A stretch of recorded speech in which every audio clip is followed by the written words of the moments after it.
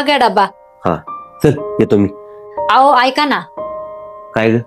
मला काल कुणीतरी ना एक प्रश्न केला होता कोणता? की बाप म्हणजे काय. बस.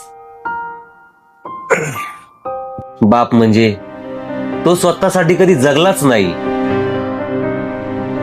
अगं बाप हसतो, पण त्या हसण्यात किती वेदना आहेत हे फक्त देवच जाणतो.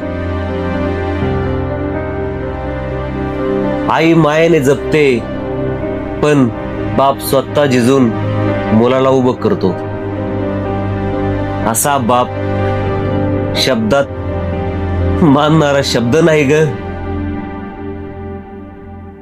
बाप म्हणजे देव आहे. अवघड हाय गाड्या उमगाया बापर